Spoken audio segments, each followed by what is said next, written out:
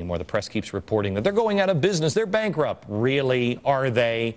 Who would have seen that coming besides this program about a year ago? And I said they're going to be driving away from those buildings, and you got to watch where the car is going, because Acorn is just an empty shell. Well, listen to how Bertha Lewis, the head of New York's Acorn, listen to how she described what's happening at Acorn on NPR this week. We are transforming, of course. I've been transforming this organization since June of 2008. And yes, we've had our financial woes. And yes, we are fighting an unconstitutional ban on any government funding. And again, it is unconstitutional, but we're transforming. It's a fundamental transformation of Acorn. It doesn't get any clearer than that. It's a shell game. Everything that we have in this country now is a shell game. Oh, you don't want to call it, you don't want to call it a stimulus bill, call it a jobs bill. But nothing changes. So we know that we have rampant corruption in our government. The question is, what are you going to do about it?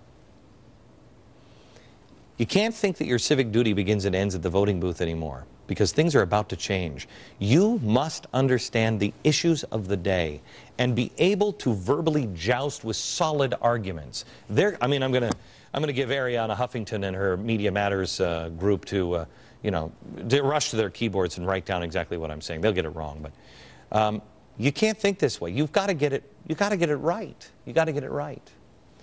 And don't be worried about calling a racist or whatever. You know the truth. In 1986, Ronald Reagan tried to solve the growing illegal problem by granting amnesty to more than 2 million people. He had a promise from Congress that they were also going to enforce the law. One side got done. Back in 2004, when the GOP and President Bush essentially said, keep the borders open, let's give them amnesty, you knew something was wrong. It about tore our country apart. I couldn't figure out what was wrong at the time. Big business, politics, what is it? I still don't really know for sure. Maybe it was just bad communication. Let me make it clear. I have always been an advocate of legal immigration and stopping illegal immigration because I believe it's immoral. But I have no problem with immigrants. In fact, I like immigrants much more than I like most Americans, quite frankly, because they respect our country. They understand our country. They're still excited about our country. These people, I would go with boatloads to Ellis Island and come on in. We need an Ellis Island.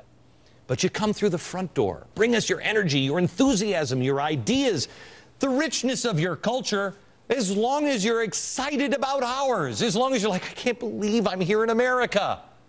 That's what we've always been about. Those people changed us for the better.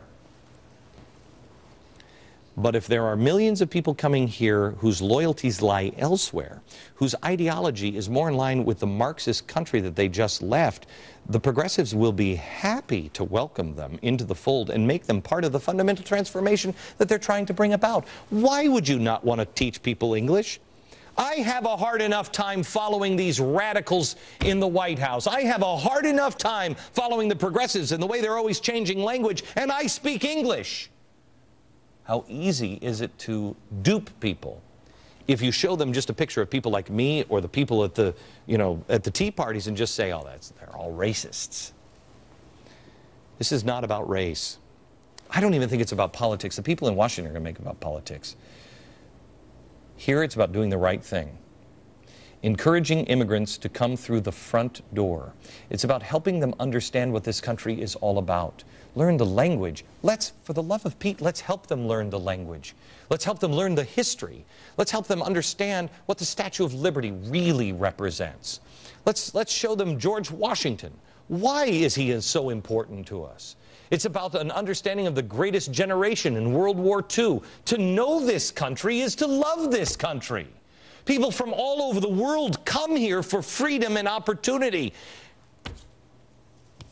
And if we don't have immigrants who love this country, we're going to run out of people who love this country, because our schools and everybody else up at the top are teaching us to hate this country.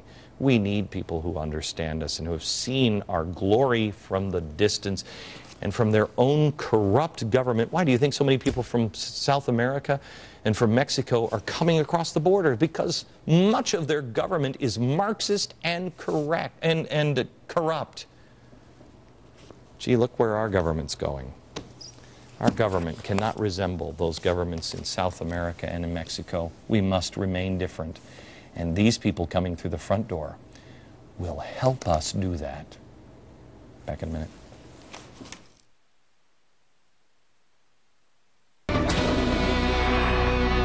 I want you to join me on Friday. I'm going to be in Orlando, Florida. We have a studio audience in Orlando. I'm going to talk to them because I'm getting ready for my American Revival Tour, which starts Saturday in Orlando, Florida. You can find out all the information at glennbeck.com. But this is really kind of first day of class at Beck University on Saturday in Orlando. It's a full day of learning the truth about America. Join me there. Tickets available and all the information at glennbeck.com.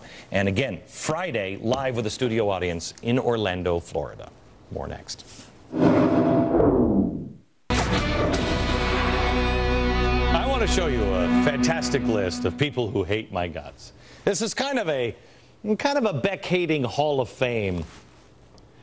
It's really Law and Order. Everybody apparently on Law and Order. It's kind of a disappointing list. I mean, like a few more A-listers up there. You know what I mean? By the way, the following segment is a Fox television first. It's Fox News 3D. Yes. It was a rough week. A disastrous attack on our fiscal stability in the form of health care.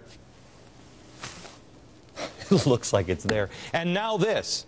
Director of Avatar, Titanic, and Piranha Part 2, The Spawning, James Cameron, apparently doesn't like me. He said this.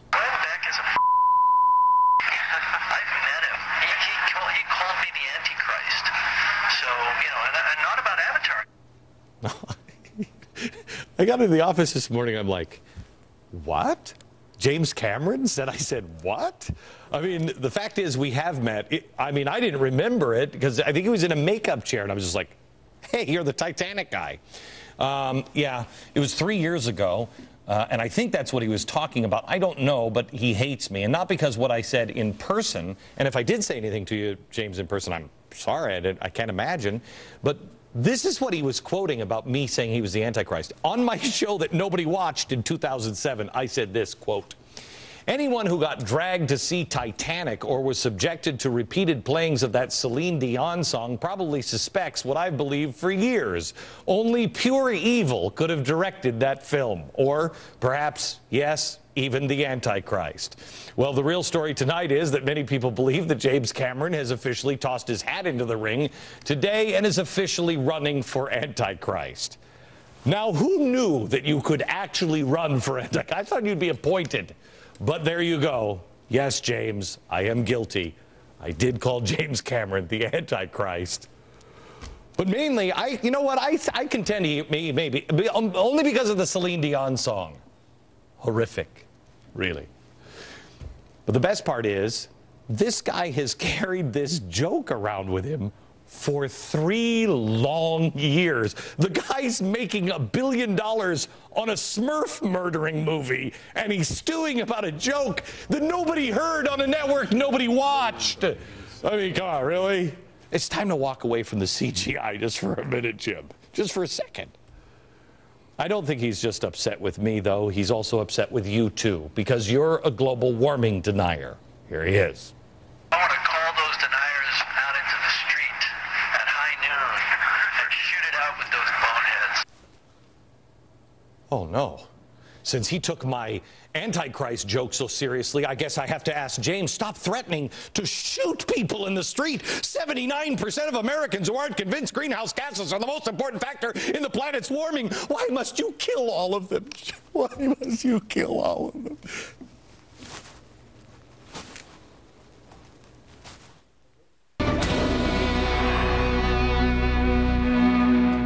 Kind of feel bad for James Cameron.